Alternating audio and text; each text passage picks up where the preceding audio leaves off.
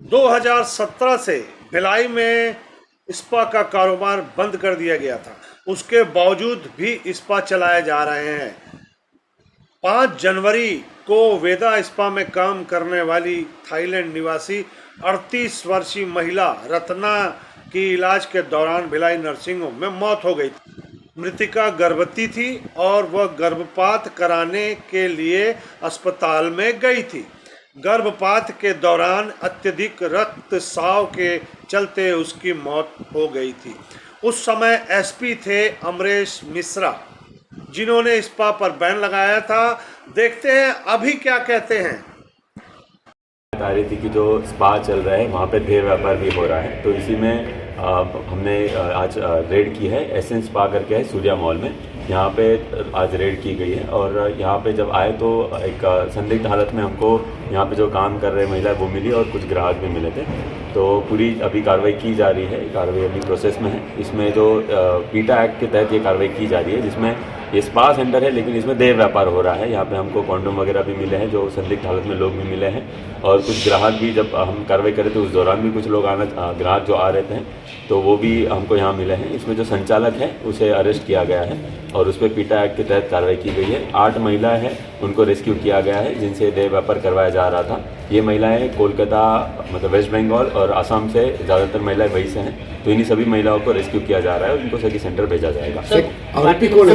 इसमें और कितने लोग शामिल हो सकते हैं सर? अभी पूछताछ में क्या जैसे पीटा एक्ट में हमें जो इस देह व्यापार के पैसे से जो अपना रोजी रोटी चलाता है, देह व्यापार जो कराता है, उस पर हम कार्रवाई कर रहे हैं। जो संचालक है इसका, ये जो स्पा है उसका, और जिसमें जो ग्राहक भी थे, तो जो भी संदिग्ध हालत में हमें पाए गए उन पर भी अभी ये कार्रवाई की जाएगी कि पब्लिक प्लेस में देह व्यापार जो पीटा एक्ट के तहत बैन है, तो उसमें संचालक का नाम क्या है? संचालक का नाम सारिक खान है। ये यही का सुपेला का ही रहवासी है, उसे अरेस्ट किया गया। कब से चल रहा था ये तो अभी जैसे जानकारी और मिल रही है कि कई जगह पे स्पा के नाम पे देह व्यापार होता है। तो अभी सभी उनको भी नोटिस दी जाएगी, इनके पूरे स्टैंडर्ड भी देखे जाएंगे कि कहाँ से इनको परमिशन मिला है। जो महिलाएं यहाँ पे आई है, जैसे यहाँ पे आसाम और वेस्ट बंगाल की महिलाएं हैं, तो सबसे पता किया जाएगा कि यहाँ पे आने के बाद किसी ने पुलिस स्टेशन में मुसाफिरी रजिस्टर कराई है क्या, इन लोगों के पास क्या लाइसेंस है। ये सूचना आ रही है कि कई जगह पे देह व्यापार होता है, तो अभी सभी पे कार्रवाई की जाएगी। आज ये एसेंस स्पा में हम लोगों ने रेड किया है, तो पीटा एक्ट के तहत सब पे कार्रवाई की जाएगी।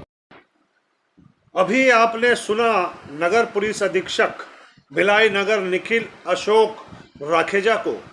इन्होंने छापा मारा और संलिप्त लोगों को पकड़ा है और पीटा एक्ट के तहत कार्रवाई की जा रही है। भिलाई में स्पा का कारोबार 2017 से बंद किया गया था। उसके बाद कब शुरू हुआ, कैसे इसकी तादाद बढ़ी, आइए आपको बताते हैं कि इस कारोबार में क्या क्या होता है और कैसे लोग स्पा के कारोबार में घुसते हैं। ये 9 जनवरी 2017 की नई दुनिया की पेपर कटिंग है, जिसमें टूरिस्ट वीज़ा पर सुपेला के वेदा स्पा सेंटर में काम करने वाली थाईलैंड की एक महिला की मौत गुत्थी सुलझ नहीं सकी, ऐसी खबर छपी है। पोस्टमार्टम में महिला के मौत का कारण स्पष्ट नहीं हो सका। ये घटना घटी थी भिलाई में। थाईलैंड की लड़की 38 वर्षीय महिला थी। उसके बाद 2017 से स्पा का कारोबार बंद कर दिया गया था। सभी स्पा सेंटर की होगी औचक जांच, ये भी छपा था। देखिए साफ साफ नज़र आ रहा है, स्पा सेंटरों की जाएगी जांच। सारी तैयारियां हो चुकी थी और थाईलैंड की लड़कियां बैन हो चुकी थी।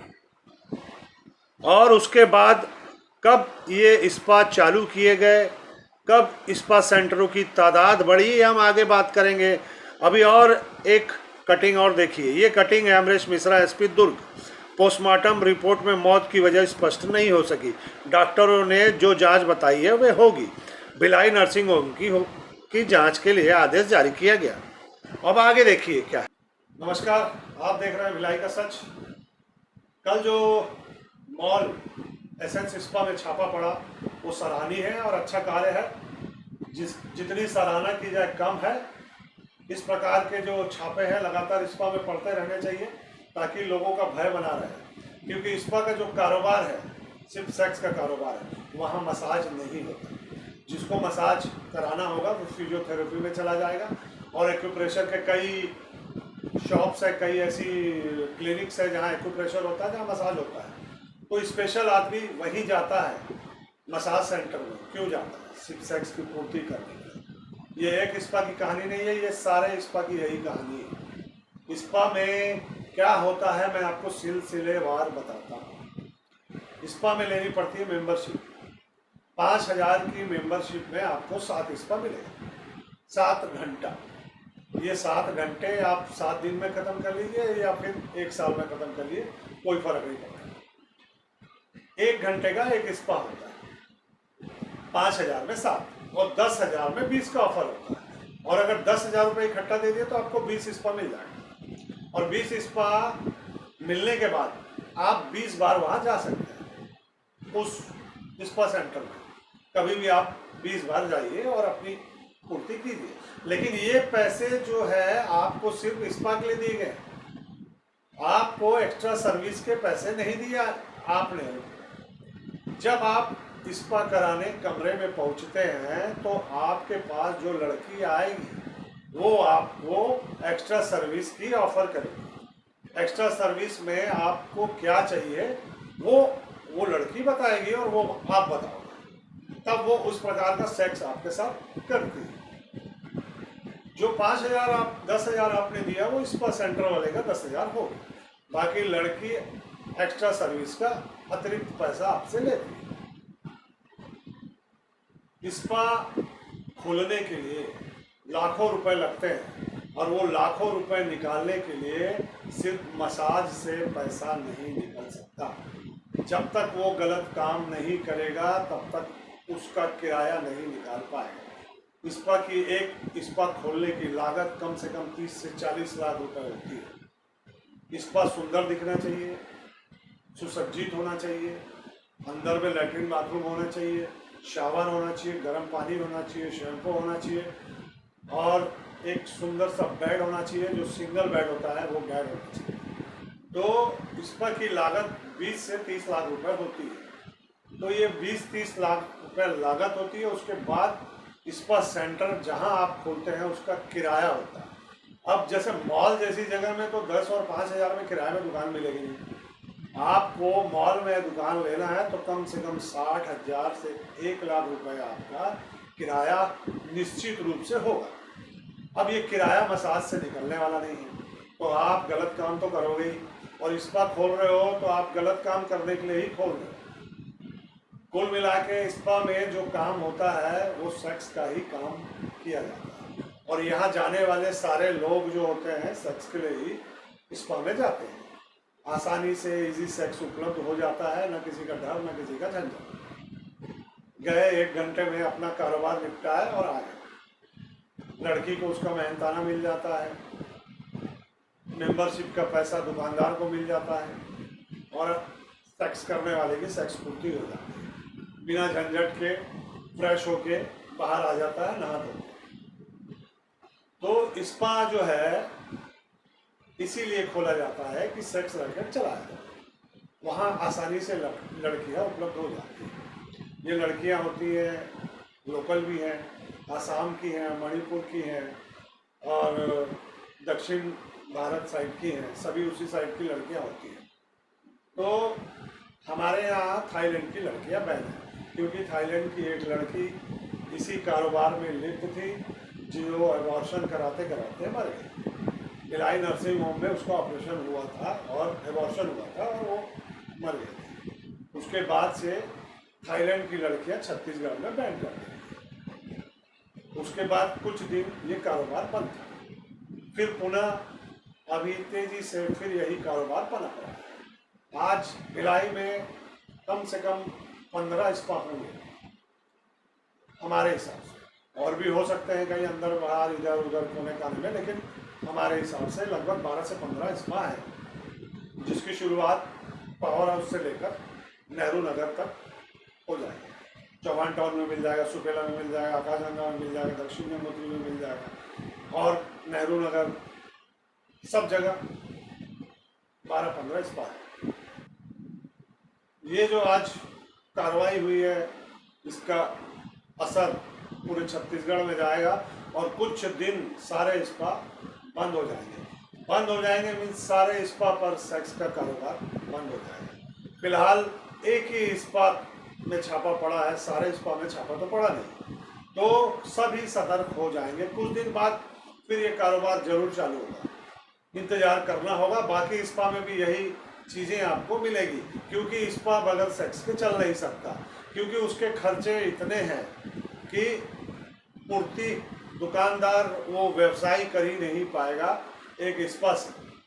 जब तक वो गलत काम नहीं करवाएगा तब तक अपनी दुकान का किराया और वर्करों की पेमेंट नहीं निकाल पाएगा, क्योंकि जब स्पा में गलत काम होगा तब ही ज़्यादा मेंबर स्पा के बनेंगे। और आपको हम बता दें, स्पा में जो वर्कर काम करती है, जो लड़कियां काम करती हैं, उनकी तनख्वाह 30,000 रुपये होती है, 20 से 30,000 रुपये होती है उनकी तनख्वाह।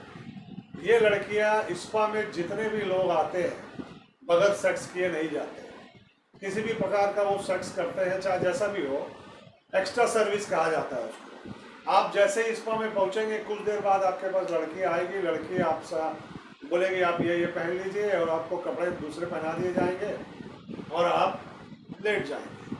बात करते करते, मसाज करते करते लड़की आपको एक्स्ट्रा सर्विस की ऑफर दे देगी और उस ऑफर के लिए ही आप वहाँ गए। जो मसाज कराने बंदा गया है वो उसी ऑफर के लिए गया है, तो वो ऑफर स्वीकार करके लड़की की पैसों की पूर्ति कर देता है और अपनी भी पूर्ति कर देता है, और मकान मालिक जो व्यवसायी होता है उसकी भी पूर्ति हो जाती है। व्यवसायी को एक मेंबर मिल गया, लड़की को पैसा मिल गया, उसकी सेक्स की पूर्ति हो गई बिना डर के, बिना पुलिस के, बिना झंझट के। तो स्पा में सेक्स करना आसान है, क्योंकि वहाँ न पुलिस पहुँचती है, न किसी को भनक लगती है, और अंदर ही अंदर सब हो जाता है। तो स्पा का कारोबार है जो सिर्फ सेक्स के लिए। आपको एक चीज़ और बता दूँ, शहर में स्पा की तादाद लगातार बढ़ रही है। क्यों बढ़ रही है?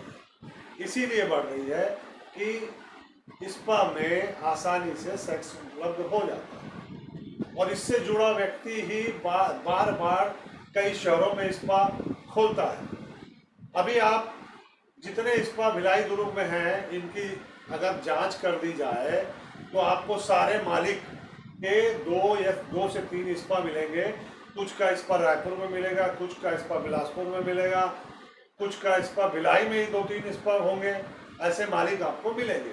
तो स्पा में ऐसा क्या है, ऐसा कौन सा धंधा है? हम, आप और कई लोग तो कभी स्पा में मसाज कराने नहीं गए। जो लोग जाते हैं वही लोग जानते हैं कि स्पा में क्या होता है। तो हम आपको स्पा की एक सच्चाई बहुत जल्दी दिखाएंगे, और स्पा में क्या होता है ये भी हम आपको बताएंगे। फिलहाल जो कार्रवाई पुलिस द्वारा की गई मॉल में एसेंस स्पा के ऊपर, वो तारीफ काबिल है, और सारे स्पा में आने वाले समय में भी कार्रवाई होनी चाहिए, लेकिन फुल प्रूफ के साथ। ये प्रूफ कैसे होगा, कैसे किया जाएगा, इसका स्ट्रिंग ऑपरेशन ही करना पड़ेगा, नहीं तो नहीं होगा। इसके लिए मेहनत करनी पड़ेगी प्रशासन को, तभी ये स्पा बंद होंगे, नहीं तो स्पा बंद नहीं होंगे और ये अनैतिक कारोबार चलता रहेगा।